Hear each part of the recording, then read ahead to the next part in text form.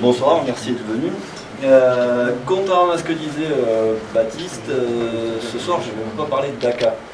Déjà, c'était relativement clair sur le méthode, il est marqué sur la dernière ligne, attention, cette présentation ne parlera pas d'ACA, mais d'acteurs, et d'acteurs au sens large, au sens de concept, de modèle pour traiter, pour dompter le parallélisme. Donc au programme ce soir, on aura en gros deux parties dans cette présentation. Une première partie dans laquelle je ne vais pas vraiment parler directement d'acteurs, mais de parallélisme et d'un certain nombre de solutions, alors sans marcher sur les plateformes de Florian, de façon très très générale et sans forcément non plus parler de Java, de différentes méthodes qui permettent de résoudre le problème de parallélisme. Et graduellement, à partir de ça, on va se retrouver avec des acteurs et avec la construction des acteurs. Qu'est-ce que c'est que des acteurs et qu'est-ce que ça nous apporte comme solution pour traiter et pour dompter le parallélisme. D'abord, un petit peu de contexte. Ça va être la première chose qu'on va voir, c'est où est-ce qu'on en est aujourd'hui, quel type de problème on a aujourd'hui, quels sont les problèmes qu'on veut résoudre et donc comment on va les résoudre. Alors historiquement, là je parle d'une époque, donc là je remonte dans les années 90 où je bricolais à la fac dans un labo de recherche. À cette époque-là, les multiprocesseurs c'était des trucs qui étaient faits sur mesure. Dans notre labo, on jouait avec une machine qui était faite de 32 transmuteurs. Je ne sais pas si vous savez ce que c'est qu'un transmuteur. Bon, c'est un processeur de l'époque qui était fait pour être monté en réseau, dans un réseau hypertor. C'était un truc qui était construit par une société toulousaine. Pendant ce temps-là, il y en avait d'autres qui faisaient, alors ça c'était un multiprocesseur à mémoire distribuée. Pendant ce temps-là, il y en a d'autres qui faisaient Mumuse avec des multiprocesseurs à mémoire partagée, mais tout ça c'était assez bricolé. Pendant ce temps-là, dans l'industrie, pour les utilisateurs courants, on avait des monoprocesseurs et puis basta. Et la seule chose qu'on faisait pour essayer de gagner en puissance, c'était de courir après les mégahertz, de tourner de plus en plus vite, de faire tourner de plus en plus vite les fréquences de proc. Et aussi de faire un certain nombre de manipulations à l'intérieur des processeurs, mais que nous, en tant qu'utilisateurs, on ne voyait pas. Tout un tas de trafic, de réordonnancement d'instructions, de parallélisation d'instructions, mais à l'intérieur du proc, donc ça on ne le voyait pas, et c'était pas censé nous impacter. Puis graduellement sont arrivés sur les serveurs des multiprocesseurs symétriques. Alors c'est quoi? C'est sur une même carte mère, au lieu d'avoir un seul proc, et maintenant on va en avoir 2, 3, 4, 8, tout ça relié par un bus. Ça commence à ressembler à des choses qu'on a actuellement. Mais c'était toujours pour, encore une fois, côté serveur, donc plutôt pour des machines assez puissantes et pas tellement pour le commun des mortels. Toujours on cherchait à gagner de la puissance en essayant d'augmenter la fréquence des procs, et puis au bout d'un moment on a tapé dans ce qu'on appelle le power wall, c'est-à-dire un moment où on ne pouvait plus augmenter les fréquences. Malgré les gravures de proc qui devenaient de plus en plus fines, malgré tout un tas de technologies pour essayer de dissiper de la température, on n'arrivait plus à monter en fréquence. Donc du coup il a bien fallu qu'on trouve une solution, et on s'est dit on arrive à réduire la taille des tracés qu'on fait sur les puces. Qu'est-ce qu'on va bien pouvoir en faire, parce qu'on a de la place dessus. Ce qu'on va faire, c'est qu'au lieu de chercher à trouver des astuces encore et à câbler des trucs pour monter en fréquence, ce qu'on va faire, c'est qu'on va rajouter plusieurs cœurs. Et plusieurs cœurs, ça nous renvoie à ce qu'on faisait quelques temps avant, au fameux multiprocesseur symétrique. C'est-à-dire, on va voir sur notre processeur lui-même, plusieurs processeurs. Ce qui donne ce qu'on a aujourd'hui sur la plupart des machines, sur des téléphones, sur nos laptops et sur des serveurs. Des machines qui vont avoir éventuellement plusieurs cœurs. Là j'en mets que 2, mais évidemment ça peut monter beaucoup plus haut, 32, 64, on a déjà vu ça, on voit ça actuellement. Chaque cœur va être associé à un cache, relativement proche de lui pour tout ce qui est instruction et données. Et puis tant qu'on y est, On va rajouter encore un étage de cache, histoire de pouvoir accélérer un certain nombre d'accès à, au final, la mémoire partagée entre tout ce petit monde. Alors, du coup, ça, c'est pas mal, mais en plus, on aggrave notre cas des fois, parce que non seulement on a un proc, mais comme tout à l'heure, on le voyait avec les multiprocesseurs symétriques, des fois, on met plusieurs procs. Voire même, tant qu'on y est, on met plusieurs cartes mères, ou plusieurs machines en même temps. Et ça va être une source de problème, puisque effectivement, eh bien, on va avoir plusieurs exécutions de code en même temps. Et vrai parallélisme. Alors tout à l'heure, il y a eu l'emploi du terme concurrence. Moi, je vais carrément parler de parallélisme.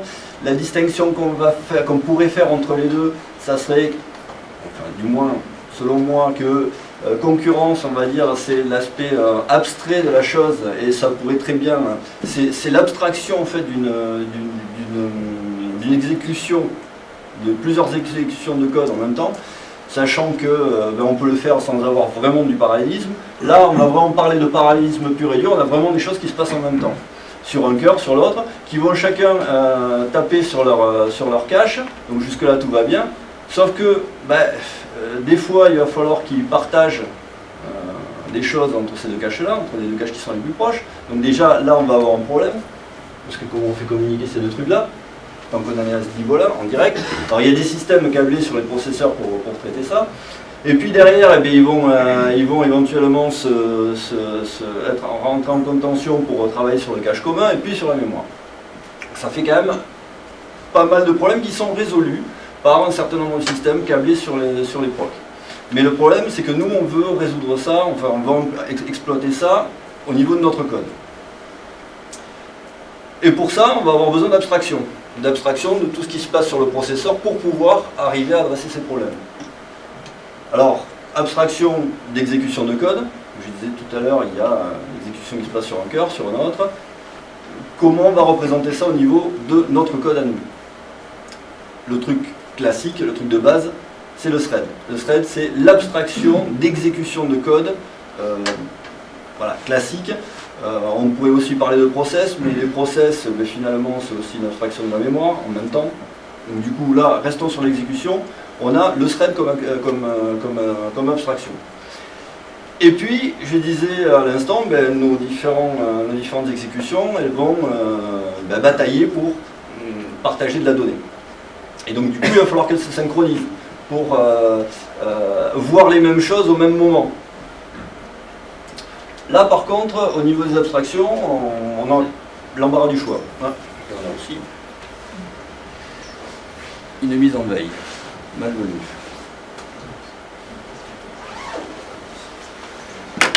Qu'est-ce qu'il aurait bien celui-là? Là, c'est plus qu'une mise en veille.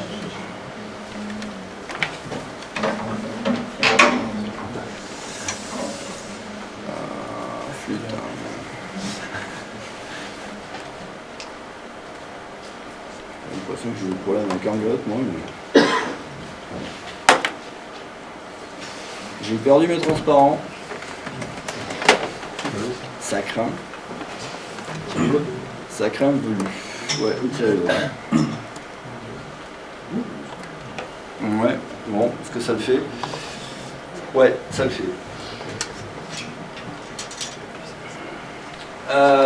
Donc je disais abstraction de synchronisation, et donc là par contre il y en a pléthore, alors de choses de très très bas niveau qu'on va retrouver au niveau des instructions de processeur, des compare and swap, des fetch and add, qui sont des choses qui vont permettre d'accéder à des emplacements de mémoire de façon atomique, en étant sûr que quand j'accède, je lis bien ce que je suis censé y trouver.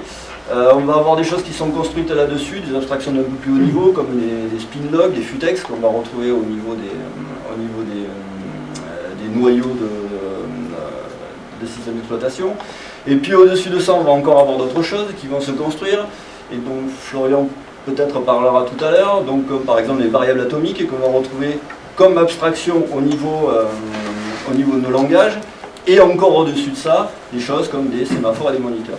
Des choses dont vous avez déjà énormément entendu parler, mais mais qui eux-mêmes induisent des problèmes.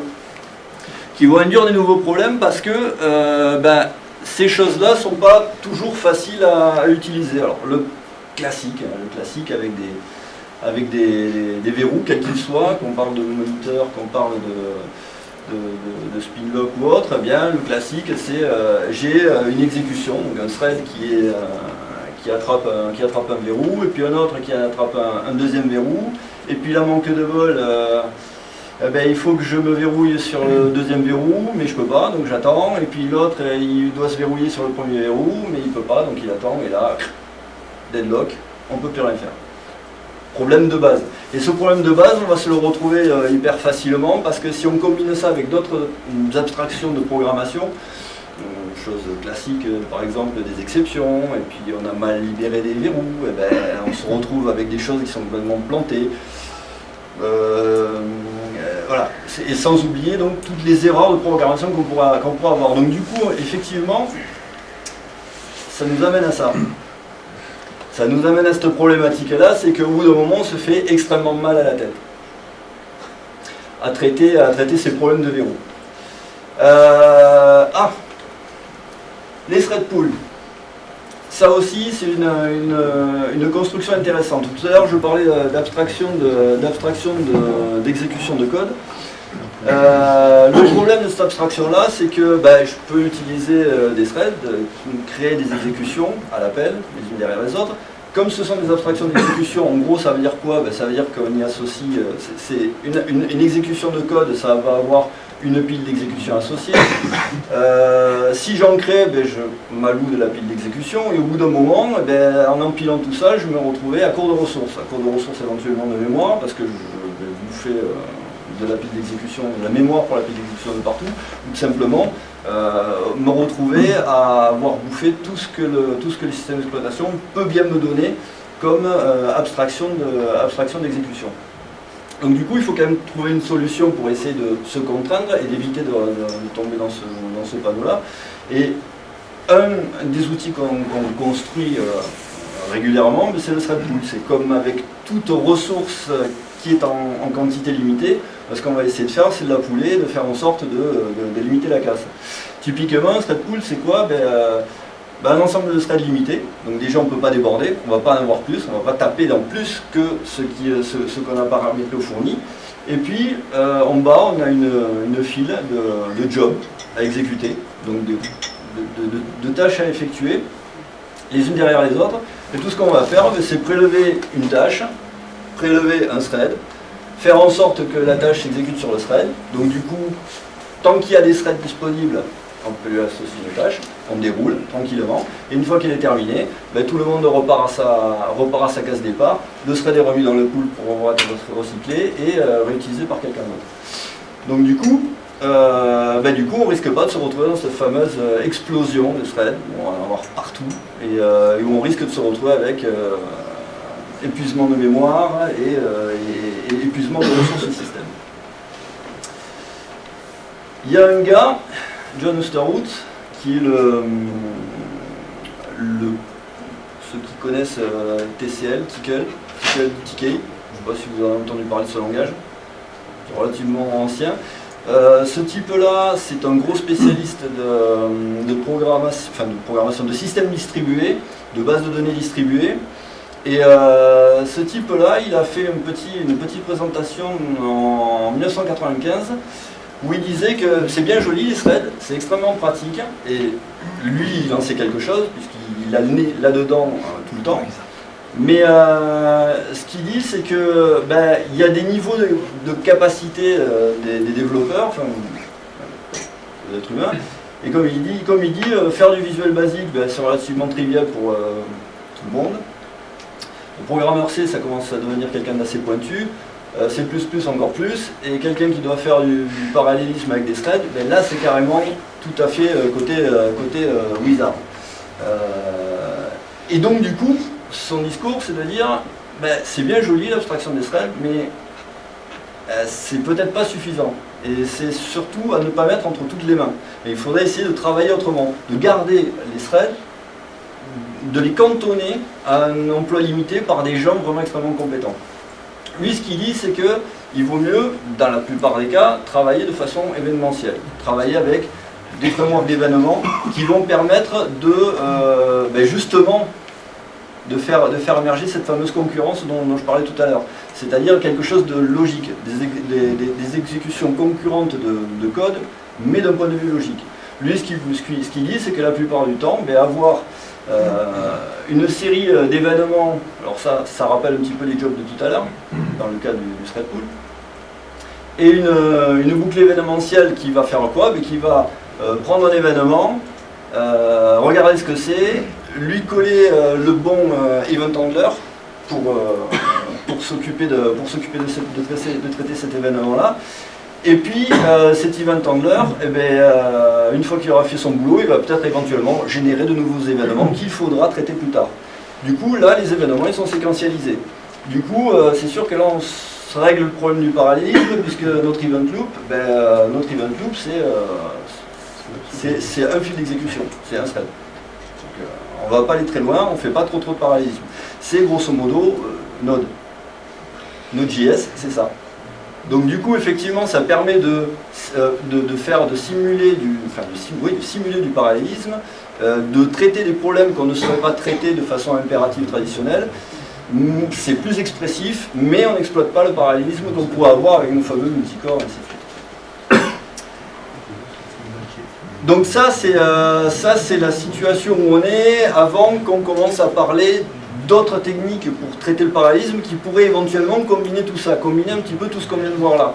Les problématiques de thread, enfin, des abstractions comme les thread pools, essayer de faire en sorte que tout ce qui est problématique de lock et compagnie soit traité par des gens vraiment compétents dans un coin et que ça nous laisse le loisir de nous focaliser uniquement sur le code qui nous intéresse. Et donc du coup, ça nous amène à la notion d'acteur. Cette notion d'acteur, je vais retracer un petit peu rapidement l'histoire du concept, en commençant par l'inventeur de la chose, Carl Lewis, qui a pondu en 1973 un papier justement qui parle d'acteur dans un cadre bien précis, dans un cadre de système multi-agent pour de l'intelligence artificielle. Donc on n'est pas dans le cadre du parallélisme, on n'est pas dans le cadre de ces multiprocesseurs à ce moment-là. D'ailleurs, il n'y a pas grand-chose, on est en train de faire ce genre de truc. La problématique, c'était vraiment d'avoir un modèle de programmation qui se prêtait bien à l'intelligence artificielle et au système multi-agent. Donc il a formalisé ça, et oui. Tu peux dire ce que c'est un système multi-agent? Oui, mais c'est un système d'entités indépendantes qui vont collaborer pour essayer d'atteindre, de produire un résultat. Un système distribué, quoi. Un système distribué est un cas particulier de système multi-agent, effectivement. Et donc lui, c'est l'inventeur du concept d'acteur, qu'on détaillera un petit peu par la suite. Quelques temps plus tard, donc là on est en 1984-86 exactement, ce type, Joe Armstrong, qui est un ancien physicien à la base, donc c'est même pas un informaticien, mais qui s'est reconverti à l'informatique parce qu'il n'a pas pu soutenir sa thèse faute d'argent. Ce type, il a continué dans un cursus d'informatique et dans un labo d'intelligence artificielle. Ça a peut-être un rapport avec ce qu'il va suivre. Et puis, ce gars s'est intéressé à pas mal de problèmes liés au langage, liés au parallélisme, et a fini par aller bosser chez Ericsson, en Suède, chez qui il a travaillé sur un langage qui s'appelle Erlang. Parmi vous, il y en a qui ont entendu parler d'Erlang. Voilà. Donc Erlang, c'est un langage qui a des abstractions comme les process, la notion de process, la notion de message, la notion de boîte aux lettres sur chaque process pour recevoir des messages.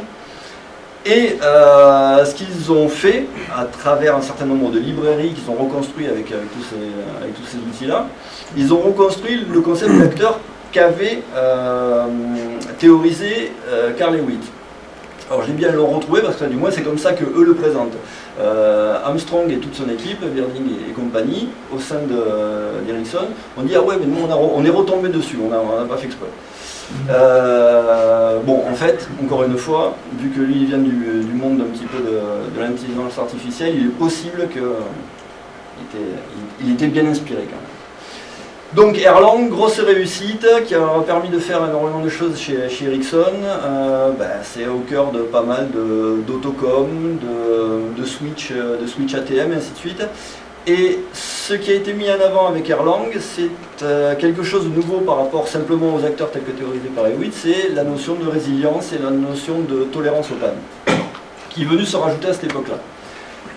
Aujourd'hui, Erlang, il y a une espèce de revival d'Erlang, pas mal, parce que il y a un Brésilien, José Valim, qui a fait un langage. Alors, on retrouve un petit peu le syndrome de ce qui se passe dans le monde de la JVM, où on a Java et puis des langages qui viennent se compiler sur la JVM. Là, en l'occurrence, ce gars a fait un langage qui s'appelle Elixir, qui compile sur la machine virtuelle de Erlang, et qui permet exactement comme tous les langages de l'écosystème Java, qui peuvent bénéficier des librairies Java, là ils peuvent bénéficier de tout l'écosystème Erlang. Donc du coup il y a un revival relativement intéressant là-dessus, qui va même dans les parties web, puisque ils ont fourni un framework qui s'appelle Phoenix, qui est écrit en Elixir et qui permet de tirer parti de tous les avantages d'Erlang. Là-dessus, alors Jonas Bonner, lui on est en plein monde de Java. Ce type, c'est un Java Champion maintenant, depuis 1 ou 2 ans je crois, il a reçu le titre de Java Champion, et c'est le créateur du framework d'acteurs AK. Donc là on est, alors, encore une fois JVM, écosystème JVM, sachant qu'au départ ça a été créé en Scala, et d'ailleurs quand on fait du AK il vaut mieux faire du Scala, parce qu'en Java c'est pas super rigolo. J'ai fait ça il y a 6 mois et c'était une prise de tête d'enfer. Et ce gars-là, il a repris finalement tous les concepts qu'on retrouve chez Hewitt, chez Armstrong avec Erlang, et il a intégré tout ça dans un framework donc pour Java. Donc un acteur c'est quoi? Ça se résume à pas grand-chose en fait. Le concept d'acteur, ça se résume à pas grand-chose. Il y a un état, il y a un comportement, alors pas associé à cet état, mais qui est associé à une coquille, à une boîte, qui possède une boîte aux lettres, et le comportement qui va réagir à un certain nombre de messages qui vont lui être envoyés sur cette boîte aux lettres à travers une référence. Un acteur, c'est juste ça. Un état, un comportement et une boîte aux lettres. Référencé. Un acteur, ça peut faire pas grand chose. Ça peut tomber encore en rade, c'est pas mal. Ça c'est bien.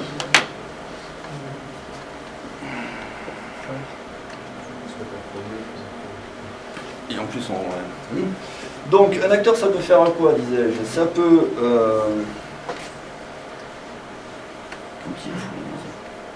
Voilà. Ça peut créer d'autres acteurs, donc il y a une notion de création d'acteurs, et du coup on verra tout à l'heure de filiation entre acteurs liés à cette création. Un acteur, ça peut recevoir des messages dans sa boîte aux lettres, et donc de par le fait les traiter. Et réciproquement dans l'autre sens, ça peut envoyer des messages à d'autres acteurs, que ceux-ci les traitent le moment venu. Et une quatrième chose que ça peut faire, c'est changer de comportement.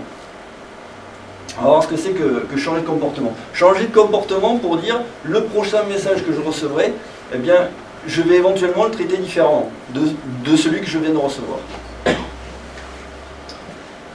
Et au cœur de cette abstraction-là, il y a quelque chose qui... alors, c'est assez rigolo parce que cette phrase-là, qui est due à Rob Pike, viennent du monde de Go, et non pas d'Erlang ou des acteurs, mais où l'idée c'est vraiment effectivement de communiquer, de communiquer en échangeant des... de ne pas communiquer effectivement en partageant la mémoire, donc éviter la contention sur la mémoire, mais au contraire d'échanger des choses pour communiquer. Un système d'acteurs, du coup, c'est quoi? Ben, on va retomber sur notre abstraction du thread pool de tout à l'heure. On a un pool de threads, donc on est en ressources limitées, contraintes, on risque pas de tout claquer. On a une file d'acteurs à traiter, ou plutôt un ensemble d'acteurs à traiter, chacun avec une boîte aux lettres qui est associée dans laquelle il y a des messages à traiter. Et qu'est-ce qu'on va faire? Ben, on va prélever un acteur qui a un message à traiter, on va lui associer un thread pour traiter ce message. Donc là, on a le traitement de tout un message au sein de l'acteur qui est fait dans un thread. Ben, du coup, ça nous résout implicitement le problème, ce problème de contention, de recherche de verrouillage, et ainsi de suite, et de partage de la mémoire. On a une seule exécution au sein d'un acteur à un moment donné pour traiter un message. Et une fois que le message est traité, le thread repart dans son pool, donc sera recyclé, et donc du coup on reste toujours en ressources contraintes. Et notre acteur, il repart dans le set d'acteurs en attente de traitement. Donc du coup l'idée fondamentale c'est quoi? Ben, c'est que contrairement à d'autres modèles de programmation où nous, développeurs, il va falloir qu'on gère l'accès concurrent à de la mémoire et à toute la problématique qui va avec, qu'on va devoir éventuellement se gérer si on n'a pas de thread pool, ce qui nous permet d'éviter d'exploser en ressources.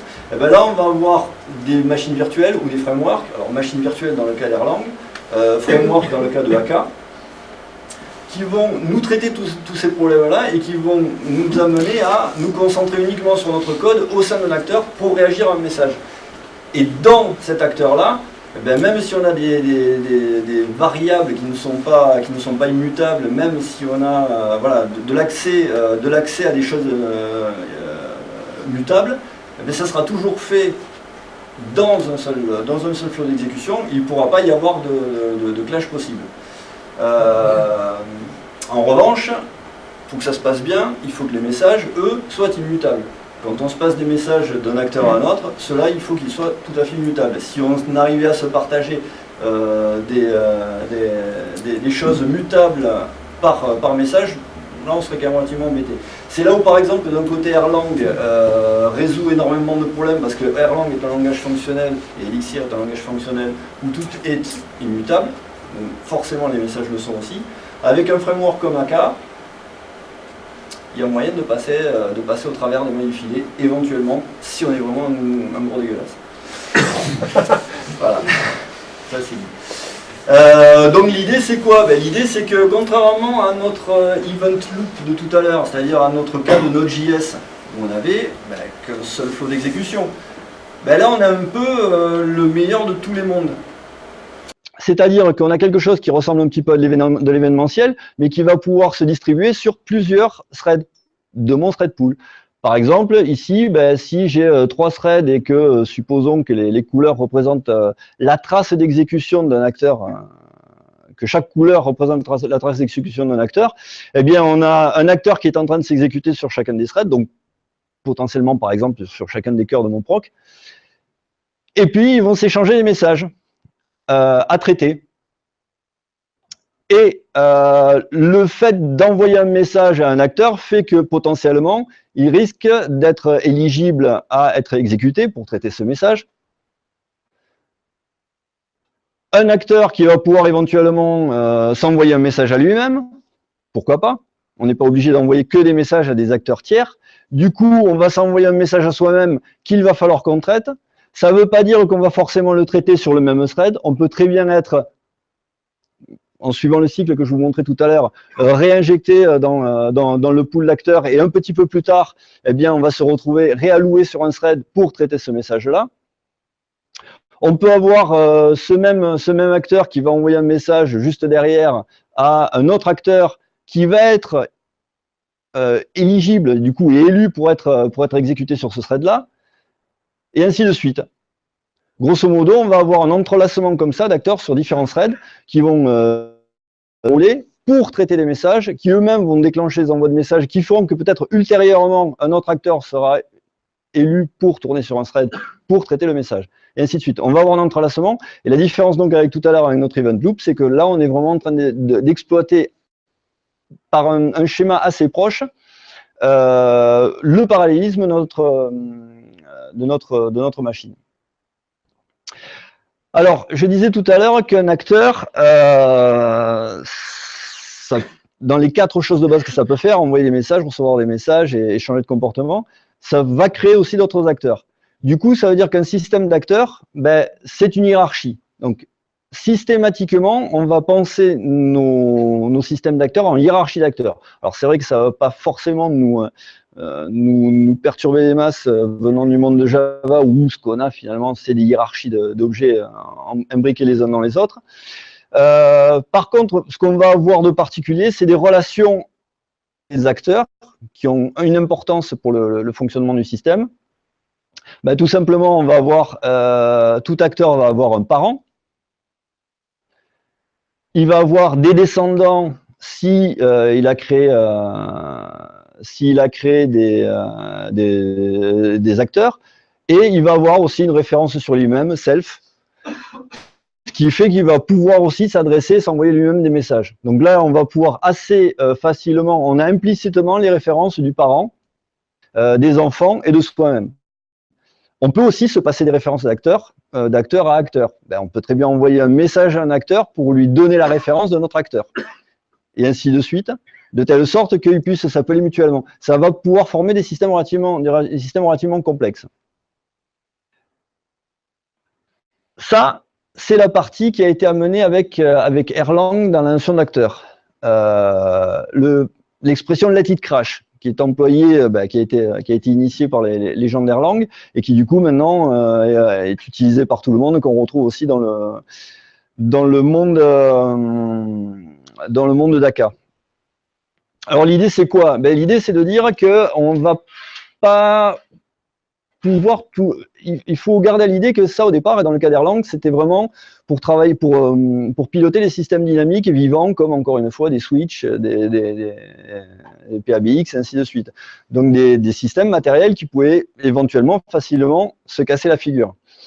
Le truc, c'est que si on fait une programmation relativement traditionnelle, défensive, et qu'on essaye de prévoir tous les cas, ben oui, on va en couvrir pas mal. C'est le but. Mais il y a des situations vraiment catastrophiques qui vont être difficiles à gérer avec cette interaction avec le monde vivant. Donc, ce que je propose de faire, c'est de rentrer dans ce mode de let it crash, c'est de dire, ok, ben, si j'ai des composants dans mon système qui se cassent la figure, mais qui sont au bon endroit, c'est pas forcément grave si je sais gérer ça. Donc, dans la notion de résilience, qu'est-ce qu'on a? On a des acteurs qui sont superviseurs d'autres acteurs. On va avoir la notion de supervision. Alors, on va voir un petit peu après ce que c'est exactement la supervision. Alors, typiquement, dans le mode Daka, la supervision, c'est le fait d'avoir créé un acteur fils. Ça va nous mettre en situation de superviseur de ce fils. On peut aussi créer des superviseurs sur mesure pour superviser d'autres acteurs. Et puis, il y a la notion de Death Watch. C'est-à-dire qu'un acteur va chercher va s'enregistrer pour être informé de la vivacité d'un acteur, savoir s'il est mort ou pas. Et donc, du coup, pouvoir réagir en fonction, faire le nécessaire pour résoudre mes problèmes. Donc, dans le cas de le Death Watch, c'est relativement simple. Encore une fois, c'est s'enregistrer. C'est ce qu'on ferait dans un mode traditionnel où on enregistrerait une callback. Ben là, on s'enregistre en disant, voilà, moi je suis un acteur, j'ai telle référence, et je dis au système, si jamais un autre acteur se casse la figure, je veux être prévenu, éventuellement. La supervision, c'est un petit peu plus sophistiqué. Supposons qu'on ait un petit bout de système d'acteurs, comme ça, une petite hiérarchie d'acteurs, et qu'on en ait un qui se casse la figure. Pour une raison quelconque, il est rattaché à un système matériel, le système matériel a bugué grave et a fait crasher cet acteur-là. Donc du coup, il se retrouve dans un état tout à fait impropre. il y a plusieurs solutions dans les systèmes d'acteurs qui sont envisagés. C'est de dire, OK, craché, très bien. Eh bien, première solution, c'est de dire, mon superviseur, enfin le superviseur de celui qui a craché, donc ici en l'occurrence Alice, ben, va pouvoir prendre une action parce qu'il a été informé que Bob a craché. C'est pas grave, c'est prévu.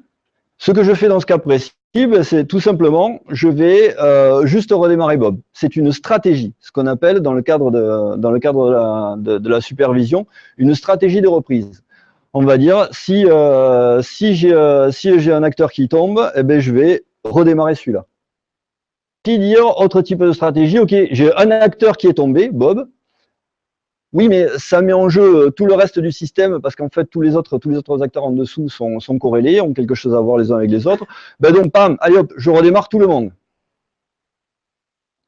Je sais traiter, je redémarre tout le monde. Autre type de comportement qu'on pourrait avoir, c'est, eh bien, j'ai Bob qui a craché. Oui, mais alors là, ça va être de la cata. Et puis, de toute façon, je ne sais pas quoi faire. Je ne sais pas comment gérer le problème. Ok, c'est pas grave. Je lève les bras. Et en quelque sorte, je crache. C'est-à-dire, je passe à mon superviseur, celui qui est au-dessus de moi et que j'ai pas donné sur ce schéma-là. Je lui passe la main. Je dis, ben écoute, fais quelque chose. Débrouille-toi avec ça. Ça amène à structurer les applications de façon assez différente de ce qu'on fait traditionnellement. C'est-à-dire que ben, dans le cadre d'un système d'acteurs, encore une fois, que ce soit en Erlang ou en AK ou dans d'autres frameworks, parce qu'il en existe pour d'autres langages, on va réfléchir supervision et on va structurer les applications comme ça pour qu'on puisse gérer la supervision. Typiquement, une des pratiques, c'est de dire on va repousser, puisqu'on a une hiérarchie, donc un arbre d'acteurs dépendant les uns des autres, bon, on va repousser le plus loin possible au niveau des feuilles les choses critiques et les choses qui risquent de se casser la figure, qu'on va pouvoir redémarrer facilement, rafraîchir, dire bon, ok, c'est pas grave, ça dégage, j'en remets un neuf, j'ai pas un état à conserver, on va structurer de telle sorte que ça puisse repartir sans problème et se rebrancher. Après, effectivement, plus on va progresser dans la hiérarchie de supervision, et plus ça va claquer haut, plus, effectivement, et puis il pourrait y avoir de sacrés problèmes.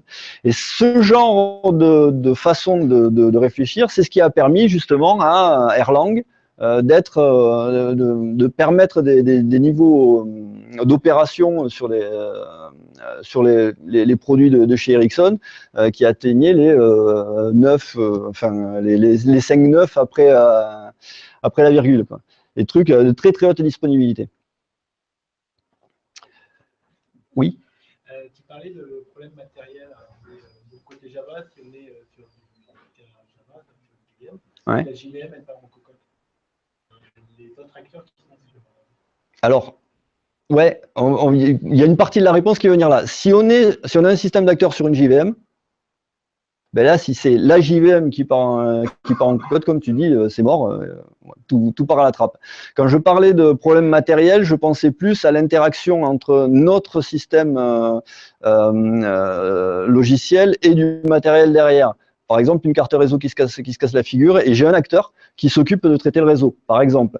Ben, une façon de faire, c'est de dire, ben, ça s'est craché, ben, je vais redémarrer l'acteur en espérant que le matériel derrière, il ne sera pas en vrac. S'il est en vrac, peut-être qu'on tombera dans cette fameuse stratégie de « Ah, je ne sais plus faire, je vais remonter un peu plus haut », et ainsi de suite. Si on est sur une seule JVM ou sur une seule machine, une seule VM Erlang, ben là, c'est mort.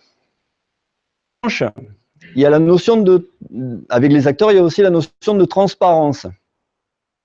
Alors, la transparence, en l'occurrence, c'est quoi? Et ça peut résoudre en partie ton problème. La transparence, c'est quoi? Ben, jusqu'à maintenant, on a parlé de systèmes d'acteurs, donc ils peuvent communiquer, s'envoyer des messages, sur une seule machine virtuelle, donc en l'occurrence Java, Erlang. Il se trouve qu'un système d'acteurs, c'est aussi un système qui se veut distribuer. Et autant Erlang que AK mettent en place de quoi communiquer sans se poser la question d'où on se trouve. Implicitement, une application qui est structurée pour pouvoir tourner dans une seule VM pourrait, avec un minimum d'efforts, il y en a quand même un, c'est pas totalement gratuit, être distribuée sur plusieurs machines, donc plusieurs VM. c'est tout à l'heure, tout à fait au début, quand je disais qu'on a des multicœurs et puis que peut-être qu'on peut avoir plusieurs multicœurs sur une même carte et puis que finalement, aujourd'hui, de toute façon, on a plusieurs machines qui travaillent ensemble, donc il y a du réseau au milieu. C'est exactement ça. On va pouvoir se retrouver avec des applications d'acteurs qu'on va pouvoir distribuer sur plusieurs machines. Et ça, ça rejoint un petit peu ta problématique parce que c'est ce qu'on fait traditionnellement quand on veut de la résilience. On va essayer de multiplier suffisamment les machines pour que s'il y en a une qui se casse la figure, l'autre elle puisse continuer à tourner. Et là, pareil, on va avoir les mêmes notions de supervision. Là, typiquement, éventuellement, l'acteur Alice, s'il a créé l'acteur Bob ou s'il est en position de superviser Bob, même si on est sur plusieurs machines, il y aura des mécanismes sous-jacents pour pouvoir entrer en mode de supervision. Et du coup, notre application peut être conçue donc comme une grappe, une hiérarchie d'acteurs, et être a posteriori déployé sur plusieurs machines. Et ça, c'est effectivement cette transparence de référence qui fait qu'on peut envoyer un message à n'importe quel acteur du moment qu'on a la référence vers cet acteur-là. C'est ça qui permet de le faire, c'est ça qui est implémenté dans les frameworks comme AK et les VM comme la VM d'Erlang. Alors, effectivement, c'est bien joli, les acteurs. C'est vrai que voilà, on pourrait imaginer que c'est la panacée. Évidemment, ça ne l'est absolument pas. C'est juste, encore une fois, un modèle qui va nous permettre d'adresser un certain nombre de problèmes qui nous intéressent. On veut de la résilience, on veut pouvoir exploiter notre parallélisme, on veut ne pas se prendre la tête et se retrouver planté parce que « Ah tiens, j'ai fait une erreur en mettant mes locks et ainsi de suite, et j'ai un deadlock, et j'ai ma machine qui est en vrac. Je ne sais pas prouver que mon système ne va pas deadlocker à un moment. » Le modèle de programmation des acteurs va nous éviter de nous poser ces problèmes-là. Il y en aura éventuellement d'autres, mais au moins, ça va nous éviter de nous poser ces problèmes-là. En revanche, il y a quand même quelques bémols. Premier bémol, c'est que jusqu'à maintenant, quand on parle d'acteurs, et ne serait-ce que parce qu'il y a l'histoire du changement de comportement, c'est-à-dire je traite un message et je peux être câblé pour changer de façon de traiter le message suivant, eh bien, ça induit du typage dynamique. Erlang, dans Elixir, dans AK, même si c'est du Scala, en réalité, le framework, c'est quelque chose de très faiblement typé. Et du coup, ça peut être gênant. Personnellement, ça me gêne. J'ai beaucoup de mal avec les langages qui ne sont pas bien typés. Enfin, qui sont trop permissifs, du moins de ce point de vue-là. Donc ça c'est un bémol, un vrai bémol. Ensuite, d'autres vrais bémols, mais ça, je vous laisserai le loisir de le regarder par vous-même si vous le souhaitez. Il y a des gens, justement, qui sont vraiment très axés fonctionnels, programmation fonctionnelle et avec de framework fonctionnel derrière, comme donc Chris Tuccio et Paul Cusano, qui disent que les acteurs ne sont pas des bonnes abstractions pour faire alors concurrency en anglais. Moi je dirais parallélisme dans ce cas-là, que ce ne sont pas des bonnes abstractions. Ils essaient de proposer d'autres moyens de traiter le parallélisme. Mais encore une fois, je vous renvoie, enfin, je ne vais pas rentrer dans ces détails-là. En tout cas, c'est quelque chose qui est aussi pas mal critiqué. Et ça, c'est en rapport aussi avec les problématiques de typage dynamique. Dans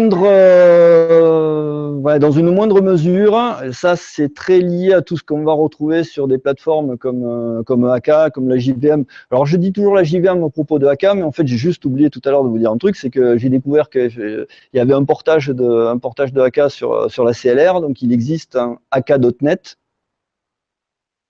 Je savais pas, mais voilà, j'ai découvert ça. Donc sur une machine qui a des propriétés à peu près similaires que la JVM et donc du coup à peu près les mêmes problèmes. Et un acteur dans ces écosystèmes-là, il vaut mieux pas que ça dure trop longtemps. Il vaut mieux pas que ça occupe un thread trop longtemps. Il faut que ça sache lâcher la main, qu'il y ait un côté coopératif. Parce que sinon, qu'est-ce qui va se passer? Tout à l'heure, je vous ai dit, il y a la notion de thread pool, donc ressources limitées. Si j'ai 4 threads et que j'ai 4 acteurs qui décident au même moment de faire des trucs super longs, voire même de ne pas lâcher leur thread, ben c'est mort. Mon système, il va être mort aussi. Alors, je dis dans une moindre mesure, dans le monde d'Erlang, la VM de Erlang, elle est taillée pour ça. Donc, elle inclut une forme de scheduling préemptif dans la VM, qu'on n'a pas dans la JVM.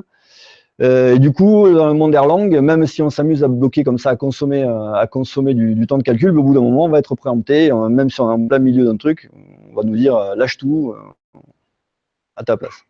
Donc ça, c'est un moindre problème. Et puis, pour terminer, dernière chose, eh bien, moi, j'ai parlé de la problématique parallélisme, mais voilà, il y a des gens qui considèrent Scala et AK et les acteurs d'un autre point de vue. Tout à l'heure, au début, je disais que ça venait du monde de la recherche et de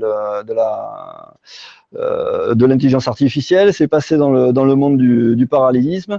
Et bien maintenant, on retrouve des bouquins comme ces deux-là qui traitent de domain-driven design. Le cœur des deux bouquins parle de domain-driven design. Donc là, on est dans du software craftsmanship. On est vraiment sur la conception d'application, sur la structuration, sur du design d'application, en utilisant encore une fois toutes les propriétés de ce que sont les acteurs. Encore une fois, hiérarchie d'acteurs, structuration en supervision, et ainsi de suite, qui oblige à penser différemment. Donc, on ne va pas concevoir une application composée d'acteurs de la même façon qu'on va concevoir une application dans un langage fonctionnel voilà, et aussi différemment que ce qu'on fera dans le monde d'objets. Voilà pour ce tour d'horizon du concept d'acteur à très haut niveau. Voilà. Merci. Si vous avez des questions.